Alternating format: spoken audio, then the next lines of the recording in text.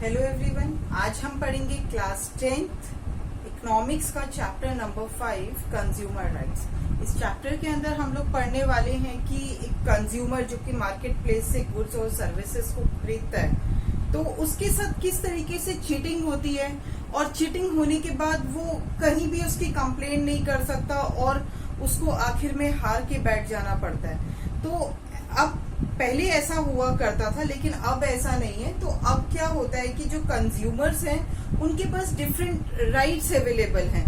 तो जब भी वो कोई गुड्स परचेज करे या किसी से कोई सर्विसेज अवेल करे तो उसको उसके राइट्स पता होने चाहिए।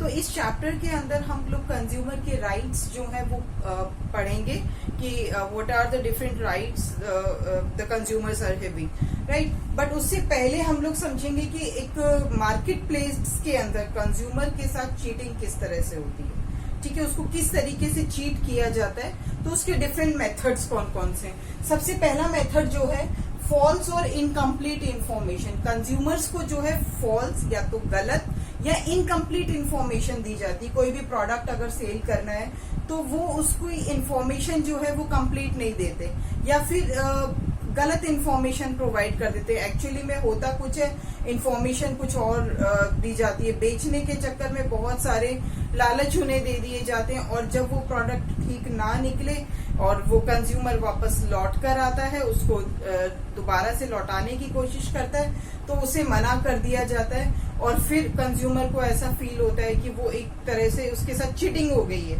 तो ऐसे में कंज्यूमर क्या करे, उसके राइट्स कौन से हैं वो भी हम लोग डिस्कस करेंगे अभी बाद में।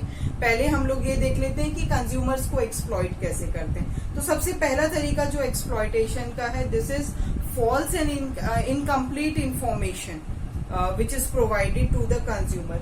Next method, unfair terms and condition. मतलब जो किसी भी प्रोडक्ट को सेल करना है या कोई सर्विसेज देनी है तो उसके लिए जो टर्म्स और कंडीशन डिसाइड की जाती है वो अनफेयर होती है, वो कंज्यूमर के फेवर में नहीं होती, ठीक है। जैसे कि हम एक एग्जांपल ले लेते हैं कि जब भी कंट्री के अंदर, हमारी कंट्री के अंदर चाइना के कोई भी प्रोडक्ट बेचे जाते हैं, चाइना के टॉयज हैं या चाइनीज आइटम कुछ भी बेची जाती है, तो शॉपकीपर उसे क्लियरली ये कह के सेल करता है कि खराब हो गया तो हम उसके लिए जिम्मेदार नहीं है। तो अब ये जो टर्म्स एंड कंडीशन है कि हम जिम्मेदार नहीं है, तो इसमें तो कंज्यूमर को यही लगेगा कि अगर वो चीज खराब हो गई तो इट मीन्स कंज्यूमर खुद रिस्पॉन्सिबल है, वहां कोई रिस्पॉन्सिबिलिटी जो है उस प्रोडक्ट की नहीं ले रहा है, ठीक है। तो ये जो है वो अनफेयर टर्म्स एंड कंडीशन के अंदर इंक्लूड किया जा सकता है। अगला जो पॉइंट है जिसके थ्रू मार्केट प्लेस में कंज्यूमर को एक्सप्लॉइट करते हैं, this is charging high prices. कई बार हम देखते हैं कि एमआरपी, हर एक प्रोडक्ट का कोई ना कोई पर्टिकुलर एमआरपी जो है वो डिसाइडेड होता है, उस एमआरपी से बढ़कर चार्ज करना। कई बार होता है कि कुछ अनएजुकेटेड कंज्यूमर्स हैं जिनको पता नहीं होता कि कौन सी चीज कितने में आती है, वो पढ़ नहीं सकते कि इसका प्राइस कितना है।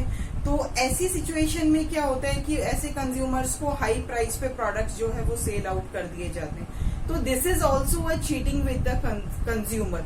नेक्स्ट मेथड क्या यूज किया जाता है, डुप्लीकेट प्रोडक्ट्स। मार्केट के अंदर बहुत सारी चीजें हैं जिनके डुप्लीकेट प्रोडक्ट्स भी आते हैं, तो वो डुप्लीकेट प्रोडक्ट जो है वो कंज्यूमर को दे दिया जाता है और कंज्यूमर इस तरीके से एक्सप्लॉइट होता है। और क्या तरीका है कंज्यूमर को एक्सप्लॉइट करने का, लैक ऑफ सेफ्टी मेजर्स नहीं होते। कोई भी प्रोडक्ट सेल किया जाता है उसके लिए कोई गारंटी नहीं होती कि इससे सेफ्टी होगी या नहीं होगी।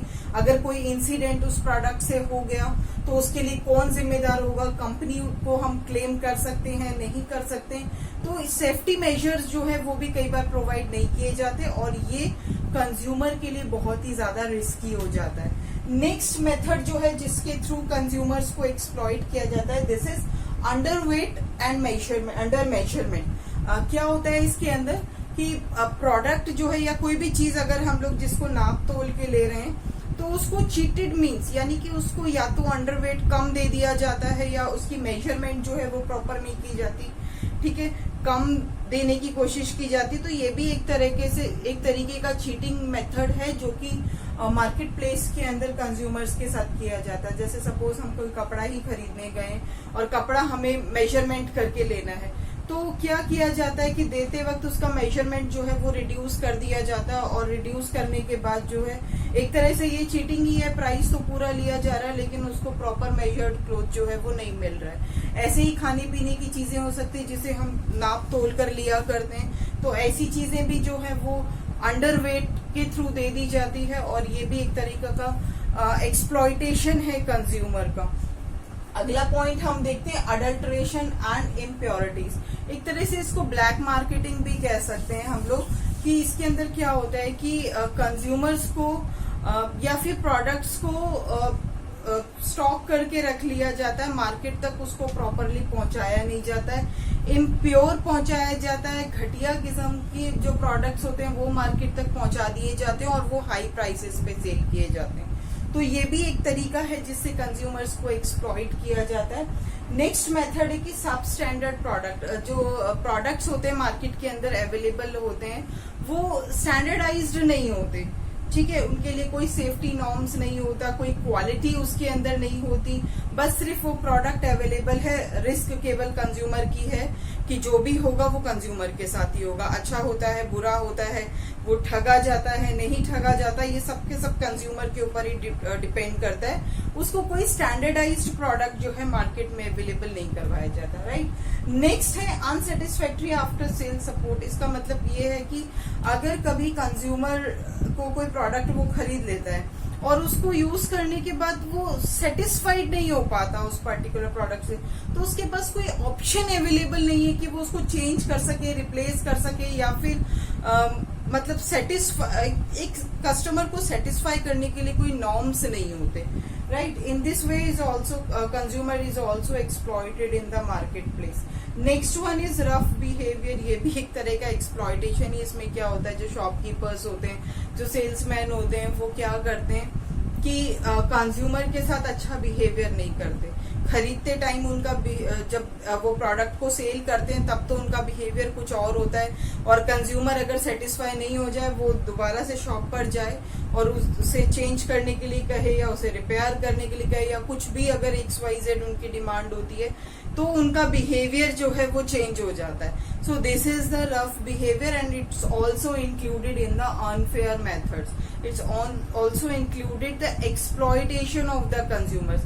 So by these means और भी बहुत सारे तरीके हैं, बट अभी फिलहाल हम इतने ही डिस्कस करते हैं कि इन तरीकों से कंज्यूमर को जो है मार्केट प्लेस के अंदर एक्सप्लॉइट किया जाता है, और इसके अलावा भी डिफरेंट मेथड्स है जिनसे जो मार्केट प्लेस के अंदर कंज्यूमर जो है वो एक्सप्लॉइट होता है। तो हमें इस चैप्टर के अंदर केवल यही जानना है कि इस तरीके के जब एक्सप्लॉइटेटिव मेजर्स यूज किए जाते हैं शॉपकीपर्स, जो सेलर्स होते हैं उनके द्वारा, तो एक कंज्यूमर अपने आप को कैसे प्रोटेक्ट कर सकता है। और पहले के टाइम में जब राइट्स नहीं बने थे कंज्यूमर के लिए, तब तो कंज्यूमर के पास कोई ऑप्शन अवेलेबल नहीं था, वो सिर्फ और सिर्फ एक्सप्लॉइट होता था।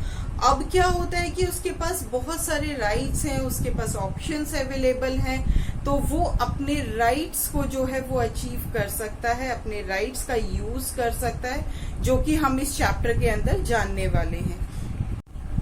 जब मार्केट प्लेस के अंदर कंज्यूमर्स को एक्सप्लॉइट किया जा रहा था तो कंट्री के अंदर जो है कंज्यूमर मूवमेंट जो है स्टार्ट हो गया, क्योंकि ये जो चीटेड मीन्स थे ये शुरू होने लग गए। जैसे कि हम अगर पहले के एग्जांपल देखें, जो मनी लेंडर्स होते थे, जमींदार होते थे, वो क्या करते थे कि लोन दे दिया करते थे, फिर उससे जबरदस्ती वसूला करते थे। ये एक तरह की सर्विस है जिसके अंदर कंज्यूमर को एक्सप्लॉइट किया जाता था।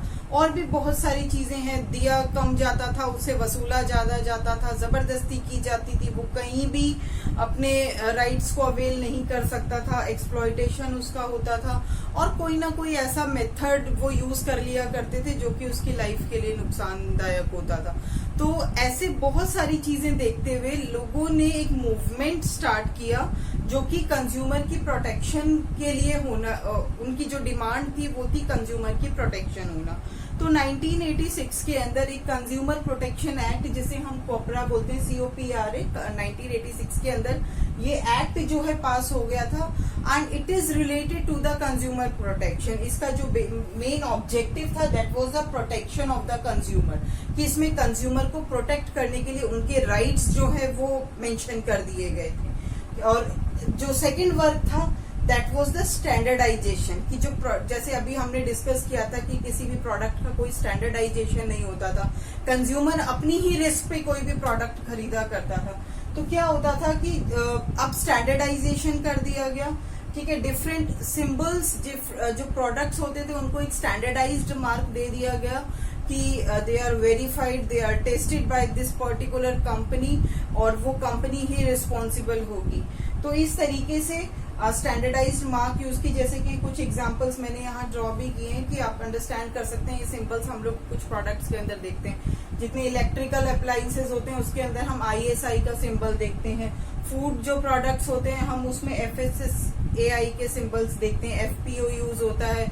गोल्ड अगर हम खरीदते हैं उसके लिए हॉलमार्क का सिंबल जो है यूज किया जाता है। तो ऐसे डिफरेंट सिंबल्स होते हैं जो किसी पर्टिकुलर प्रोडक्ट का स्टैंडर्डाइजेशन मार्क करता है। तो उससे क्या होता है कि कंज्यूमर जो है श्योर हो जाता है this product is not a duplicate product और उसको कोई आर्टिफिशियल डुप्लीकेट प्रोडक्ट नहीं दिया जा रहा है और वो श्योर है कि उसको एक अच्छा प्रोडक्ट जो है उसके हाथों में पहुंच रहा है। तो this is called the standardisation और ये भी 1986 के बाद ही इम्प्लीमेंट हुआ था। अगर बाई चांस ऐसा होता है कि फिर भी उसके साथ चीटिंग हो जाती है किसी और तरीके से, तो कंज्यूमर के पास राइट है कि वो कोर्ट में अपील कर सकता है, जिसे हम कंज्यूमर कोर्ट के नाम से जानते हैं। इसके 3 टीयर्स होते हैं। फर्स्ट टीयर होता है जो कि डिस्ट्रिक्ट लेवल तक है और अप्रोक्सीमेट 20 लाख तक के जो केसेस होते हैं वो डिस्ट्रिक्ट कोर्ट के अंदर जो है वो डील किए जाते हैं। ठीक है, 20 लाख से जितने भी नीचे या उनकी जो लिमिट है 20 लाख, वहां तक के जितने भी कंज्यूमर से रिलेटेड केसेस है it is dealing in the district court. Then second जो है वो स्टेट कंज्यूमर कोर्ट्स होते हैं। तो स्टेट कंज्यूमर कोर्ट्स के अंदर 20 लाख से लेके 1 करोड़ तक के जितने भी कंज्यूमर मैटर्स हैं उनको रिजॉल्व किया जाता है। नेक्स्ट आता है नेशनल लेवल। नेशनल लेवल्स पे 1 करोड़ से जो मैटर एक्सीड करता है, कंज्यूमर्स को अगर 1 करोड़ से ज्यादा का नुकसान हुआ है तो वो नेशनल लेवल के कंज्यूमर कोर्ट्स के अंदर उस मैटर को रिजॉल्व किया जाता है। तो हम ये कह सकते हैं कि अब कंज्यूमर जो है उसको पास एक तरह के राइट्स आ गए कि अब उसको एक्सप्लॉइट नहीं किया जाएगा, क्योंकि अब जरा सी भी एक्सप्लॉइटेशन होने पे या जरा सी भी उसके साथ चीटिंग होने पर वो कहीं ना कहीं वो उसकी कंप्लेन जो है आगे लॉन्च कर सकता है और अपने राइट्स को वो अवेल कर सकता है। तो इन दिस वे ये जो कॉपरा एक्ट है ये कंज्यूमर्स के लिए बहुत ज्यादा बेनिफिशियल रहा है और कंज्यूमर्स इसका फायदा भी उठा रहे हैं। अब हम बात करते हैं कुछ कंज्यूमर राइट्स की कि कंज्यूमर्स के पास कौन कौन से राइट्स है जिससे वो एक्सप्लॉइट होने से बच सके। सबसे पहला राइट जो कंज्यूमर के पास है this is right to safety. ठीक है, मार्केट के अंदर जो भी प्रोडक्ट मिल रहे हैं कंज्यूमर के पास पूरा राइट है कि वो उसके सब सेफ्टी नॉर्म्स को जो है फॉलो करे। फिर भी ऐसी कोई ट्रेजेडी हो जाती है, अगर एक स्टैंडर्डाइज्ड प्रोडक्ट खरीदने के बाद अगर कोई भी ट्रेजेडी उसके साथ हो जाती है तो ये कंज्यूमर जो है वो कंपनी से क्लेम कर सकता है। ठीक है, उसके नुकसान की भरपाई जो है, उसको जो कॉम्पनसेशन है वो कंपनी जो है वो प्रोवाइड करेगी। ठीक है, तो right to safety this is the right of the consumer की। जैसे सपोज एक एग्जांपल ही ले लेते हैं कि पहले के टाइम में क्या होता था कि प्रेशर कुकर्स है, स्टोव्स जो है ये स्टैंडर्डाइज नहीं होते थे। तो क्या होता था, कंज्यूमर उसे खरीद लेते थे, घर जब वो उसे लेकर आते थे तो कुछ ना कुछ ऐसा हादसा जो है किचन के अंदर हो जाया करता था, जो कि हमारे यहाँ पे अक्सर हुआ करता था। अक्सर न्यूज़पेपर में हम लोग देखते थे कि किस तरीके से कुकर के फटने से या स्टोव के फटने से किस तरीके से किसी की डेथ हो गई। तो ऐसी सिचुएशन में फैमिली जो है वो क्या करे। तो उस टाइम तो उनके पास कोई राइट्स अवेलेबल नहीं होते थे, बट एट प्रेजेंट तो उनके पास राइट्स है कि अगर ऐसी कोई भी ट्रेजेडी, कोई भी मिस हैपनिंग किसी के साथ हो जाती है कोई स्टैंडर्डाइज्ड प्रोडक्ट यूज करने के बाद भी तो अगर वो कोई लोकल खरीदता है जिसकी कोई स्टैंडर्डाइज्ड मार्क नहीं है तब तो कंज्यूमर खुद रिस्पॉन्सिबल है। लेकिन वो एक स्टैंडर्डाइज्ड कंपनी का प्रोडक्ट खरीदता है तो ये जो भी रिस्क होता है वो कंपनी से क्लेम कर सकता है। वो जो कॉम्पनसेटरी अमाउंट है वो कंपनी से वो ले सकता है। ठीक है, तो right to safety it is the first right of the consumer. Second right to be informed. Consumer कोई भी प्रोडक्ट खरीदने जाता है तो उसके पास ये राइट है कि वो उसकी पूरी इंफॉर्मेशन ले सके। शॉपकीपर या कंपनी उससे कोई भी इंफॉर्मेशन छुपा नहीं सकती। अगर वो ऐसा करती है तो जो कंज्यूमर है वो इसके खिलाफ एक्शन जो है वो ले सकता है। तो उसे पूरी जानकारी लेने का, पूरी इंफॉर्मेशन लेने का कंज्यूमर के पास एक राइट है और कोई भी इंफॉर्मेशन देने से आपको मना नहीं कर सकता। तीसरा राइट जो हमारे कंज्यूमर्स के पास है, this is right to choose. कोई आपको प्रेशराइज नहीं कर सकता, कोई बाउंड नहीं कर सकता कि आपको यही प्रोडक्ट खरीदना है। आपकी मर्जी है आप कौन सा प्रोडक्ट खरीदना चाहते हैं। तो आपके पास चूज करने, आपके पास बहुत सारे ऑप्शंस अवेलेबल होते हैं। आप किस ऑप्शन के साथ जाना चाहते हैं ये आपकी मर्जी है। एज अ कंज्यूमर आप ही डिसाइड करेंगे कि आपको कौन सा प्रोडक्ट जो है वो परचेज करना है। ठीक है, तो right to choose is the another right for the consumer. और कोई भी शॉपकीपर आपको दबाव नहीं डाल सकता कि आपको यही प्रोडक्ट खरीदना है।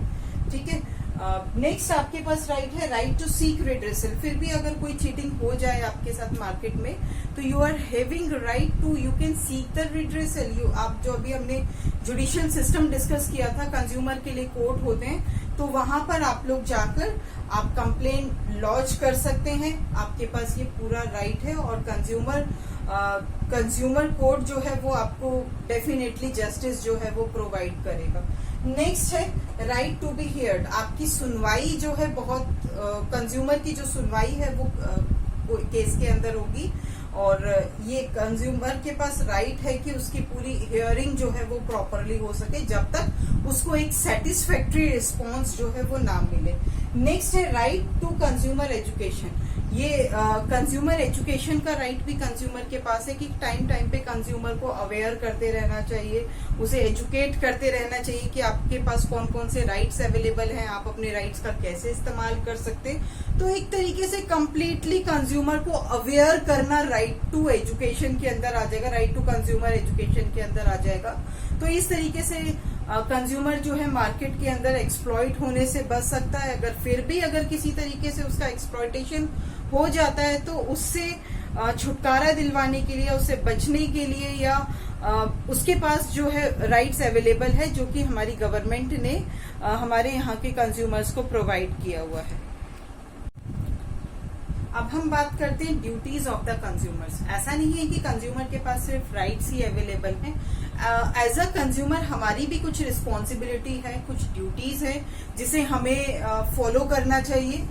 जैसे कि सबसे पहली ड्यूटी है परचेज क्वालिटी प्रोडक्ट। हम जब भी कोई प्रोडक्ट खरीदें तो इस चीज को इंश्योर कर लें कि हम क्वालिटी प्रोडक्ट ही खरीद रहे हैं। हम अगर ऐसा वैसा प्रोडक्ट, हम लोग कई बार क्या सोचते हैं कि भाई हम सस्ता खरीद लेते हैं या कुछ नहीं होता, चलता है, हम लोग खरीद लेते हैं, कुछ नहीं होगा, इससे कोई रिस्क नहीं है, चलता रहता है। हमारे उस पड़ोसी ने भी खरीदा था, ये इसने खरीदा था, हमारे इस रिश्तेदार ने खरीदा था, उसको तो कुछ नहीं हुआ, सालों साल चल रहा है उसका प्रोडक्ट। हम कई बार ऐसी एक दूसरे की कहा सुनी की वजह से ऐसे प्रोडक्ट्स खरीद लेते हैं जो कि बहुत ज्यादा रिस्की होता है। तो हमें क्या करना चाहिए, हमेशा ध्यान में रखना चाहिए, हमें दूसरों को नहीं देखना, हमें ये देखना है कि जब भी हम मार्केट प्लेस के अंदर जा रहे हैं तो हम एक क्वालिटी प्रोडक्ट, एक स्टैंडर्डाइज्ड मार्क वाला प्रोडक्ट ही खरीदें, ताकि जो भी रिस्क होगा स्टैंडर्डाइज्ड प्रोडक्ट जो है उसके कंपनी जो है उसके लिए रिस्पॉन्सिबल होती है और कंपनी अपनी रिस्पॉन्सिबिलिटी को देखते हुए वो गलत प्रोडक्ट मार्केट में लेकर ही नहीं आती। और डुप्लीकेट प्रोडक्ट क्या होते हैं, कंपनी के नेम फेम को खराब करने के लिए वो डुप्लीकेट प्रोडक्ट्स निकालते हैं जो कि रिस्की बहुत ज्यादा होते हैं। तो हमें ये अवेयर रहना चाहिए कि जब भी हम कोई प्रोडक्ट खरीद रहे हैं तो हमें एक क्वालिटी प्रोडक्ट, एक स्टैंडर्डाइज्ड प्रोडक्ट जो है वो ही खरीदना चाहिए। दूसरी ड्यूटी हमारी क्या बनती है कि जब भी हम कोई प्रोडक्ट खरीद रहे हैं तो we can ask for the memos, we can ask for the bill. हम लोग क्या करते हैं, चीजें तो खरीद के घर पे ले आते हैं, बड़े खुश होते हैं कि हमने ये चीज जो है वो खरीद ली, लेकिन हम कोई बिल नहीं लेकर आते। और कुछ अगर कुछ ऐसी अगर मिसहैपनिंग हो जाए तो आपके पास तो बिल ही नहीं है कि आपने इस शॉप से ये प्रोडक्ट खरीदा है, और जब बिल नहीं है आपके पास तो आप क्लेम भी नहीं कर सकते क्योंकि आपके पास एविडेंस नहीं है ना कि आपने वो प्रोडक्ट इस पर्टिकुलर एरिया से खरीदा है, इस पर्टिकुलर शॉप से खरीदा है या इस कंपनी का आपने प्रोडक्ट खरीदा है। ठीक है, तो एक एज अ एविडेंस कह सकते हैं हम लोग कि अगर इन केस कोई मिस हैपनिंग हो जाती है तो एज अ एविडेंस आपके पास बिल अवेलेबल रहेगा कि आपने ये प्रोडक्ट परचेज किया है और ये इसकी बिलिंग है। तो हमें एज अ एक अवेयर कंज्यूमर हमें ये भी पता होना चाहिए कि जब भी हम कोई चीजें खरीद रहे हैं तो हम क्या करते हैं कि हमें उसकी बिल लेना जो है हमें बहुत ज्यादा जरूरी होता है। कई बार हम छोटी छोटी चीजों को इग्नोर कर जाते हैं, लेकिन कई बार ये छोटी छोटी चीजें ही हैं जो बड़े बड़े हादसे करवा दिया करती है। हम लोग जब भी मेडिकल स्टोर पे जाया करते हैं, ठीक है, तो हम लोग क्या करते हैं, विदाउट डॉक्टर के प्रिस्क्रिप्शन के दवाइयां लेकर आ जाते हैं, ठीक है। इसका कोई बिल भी नहीं होता, ना ही कभी कोई मेडिकल स्टोर वाले बिल दिया करते हैं कि मैंने आपको कौन सी दवाई प्रोवाइड की है। ना कोई हम डेट चेक करेंगे, ना एक्सपायरी चेक करते हैं। हम लोग बस उठा के ले आते हैं और उसको घर आते ही सबसे पहला काम करते हैं कि दवाई ले लो। अगर कोई मिस हैपनिंग हो जाए उस दवाई को लेने के बाद, कौन रिस्पॉन्सिबल होगा उसके लिए? आपके पास तो कोई प्रूफ नहीं है कि आपने इस पर्टिकुलर मेडिकल स्टोर से खरीदा है, ठीक है। मेडिकल स्टोर वाला कहेगा मुझे तो पता नहीं मैंने ये सेल कब किया, हो सकता है ये एक्सपायर्ड हो गया हो, इन्होंने देखा ना हो, डॉक्टर की प्रिस्क्रिप्शन स्लिप भी आपके पास नहीं है। तो इट मीन्स क्या होगा कि at the last you are responsible for it. तो एज अ अवेयर कंज्यूमर हमें ये ध्यान रखना है कि हम अगर कोई चीज खरीद रहे हैं तो हमारे पास उसका बिल होना चाहिए। पर ये भी नहीं कि हम छोटी छोटी चीजों के लिए बिल भी मांगे, पर जहां रिस्क हो सकता है वहां पर आपको बिल लेना बहुत जरूरी हो जाता है। कई बार हम कॉस्टली प्रोडक्ट्स खरीदते हैं बट उसका बिल ही नहीं ले पाते। तो कॉस्टली प्रोडक्ट्स के साथ हो गया, या कुछ खाने पीने की चीजें हैं, ऐसी चीजों के साथ आप बिल जो है वो जरूर और जरूर लें, ताकि अगर इन केस उससे कोई मिस हैपनिंग होती है तो you can compensate for it, right. Next है complain for the genuine grievances. कई बार क्या होता है कि हमें राइट्स तो मिल गए, हम जानते हैं कंज्यूमर हैं, हमारे पास राइट्स बहुत सारे हैं, तो हम क्या करते हैं, किसी को भी शॉपकीपर को या कंपनी को क्लेम करने के लिए हम जबरदस्ती उन्हें डराने धमकाने के लिए भी अपने राइट्स का मिसयूज करते हैं। हमें ऐसा नहीं करना चाहिए।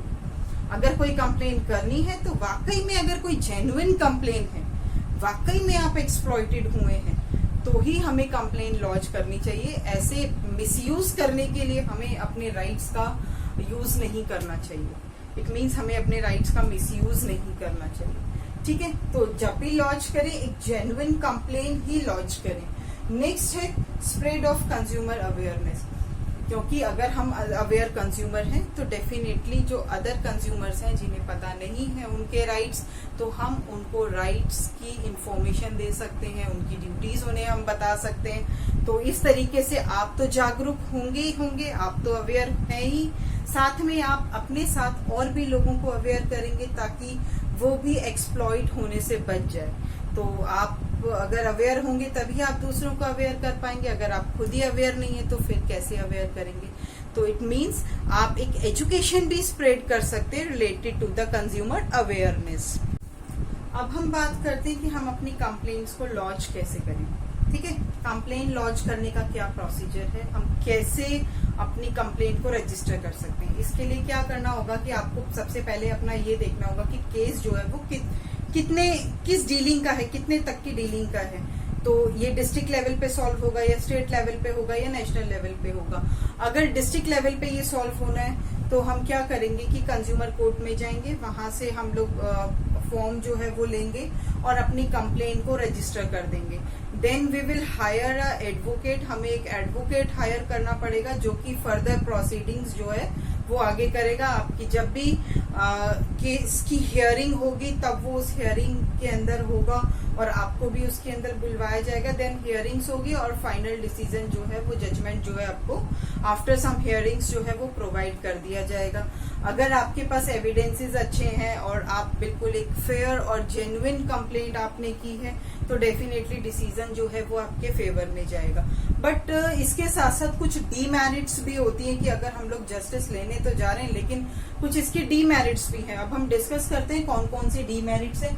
सबसे पहला है एक्सपेंसिव एंड टाइम कंज्यूमिंग। हम लोग कई बार क्या होता है कंज्यूमर कोर्ट में हम केस को लॉन्च कर देते हैं, फाइल कर देंगे केस, लेकिन क्या होता है कि इसके ये एक्सपेंसेस बहुत ज्यादा इसके अंदर हो जाते हैं। हमारा खर्च जो है, क्योंकि एडवोकेट भी हमें हायर करना है, हर हियरिंग पे वो पैसे भी लेंगे, तो इट मीन्स वो एक एक्सपेंसिव प्रोसेस हमारे लिए हो जाता है और बार बार डेट्स कहेंगे, या डिफरेंट हियरिंग्स में क्या है, एक लॉन्ग टर्म प्रोसेस जो है वो भी चलता रहता है, तो इसमें टाइम भी बहुत कंज्यूम होता है और ये हमारे लिए एक्सपेंसिव भी बन जाता है। नेक्स्ट आपका आता है कि लॉन्ग कोर्ट प्रोसीडिंग्स, वही अभी हमने डिस्कस किया है कि बार बार इसकी हियरिंग होती रहती है एक मैटर की, तो ये लॉन्ग प्रोसीडिंग्स, इसका जो प्रोसीजर है वो काफी लंबा चला जाता है। नेक्स्ट है वीक एंड अनक्लियर लॉज, हमें कई बार हमारे लॉज जो है वो क्लियर नहीं होते या वीक लॉज होते हैं, हमारे पास एविडेंसेस नहीं होते कई बार, तो हमारा केस जो है वो पिछड़ जाता है, पीछे रह जाता है, और हम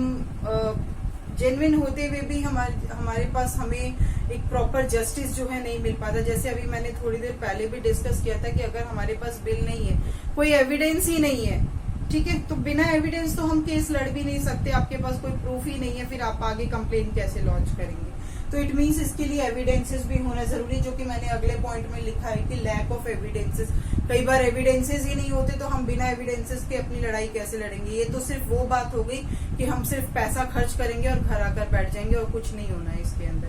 तो हमें कई बार लॉज क्लियर नहीं होते या हमारे पास एविडेंसेस नहीं होते, तो विदाउट एविडेंसेस कंज्यूमर कोर्ट में जाना भी एक तो वेस्टेज ऑफ मनी और एंड टाइम हो जाएगा, ठीक है। Rules and regulations are of market functioning are not followed, कई बार हम मार्केट फंक्शनिंग के रूल्स एंड रेगुलेशंस को फॉलो नहीं करते तो उसका भी नुकसान जो है कंज्यूमर को भुगतना पड़ता है। तो हमें ये बहुत जरूरी हो जाता है कि जब भी हम कोई प्रोडक्ट खरीदें तो हम उसके लिए अवेयर हों, हमें पता हो कि हमारे पास कौन कौन से राइट्स हैं और हमारी कौन कौन सी ड्यूटीज बनती हैं, तब हम जाके कोई प्रोडक्ट खरीदें और एकदम बिल्कुल परख कर ही आप प्रोडक्ट खरीदें, पूरी इंफॉर्मेशन लेने के बाद ही प्रोडक्ट की परचेजिंग करें, तब तो आप ठीक है। फिर भी अगर ऐसी कोई बात हो जाती है तो कोर्ट सिस्टम हमारे साथ होता है, कंज्यूमर कोर्ट्स हमारे साथ है, बट उसके लिए भी जरूरी हो जाता है कि आप as a aware consumer purchasing कर रहे हैं, शॉपिंग कर रहे हैं, ठीक है। अगर आप अवेयर कंज्यूमर नहीं है तो फिर तो आपके राइट्स जो है आप कुछ नहीं हो सकता। तो awareness is must in terms of consumer rights, right. तो आई होप ये चैप्टर आपको क्लियर हो गया होगा। मेरी तरफ से मैंने कोशिश की है कि आपको सब राइट्स में क्लियर कर दूं। आई होप आपको क्लियर हो गया होगा। Thank you everyone.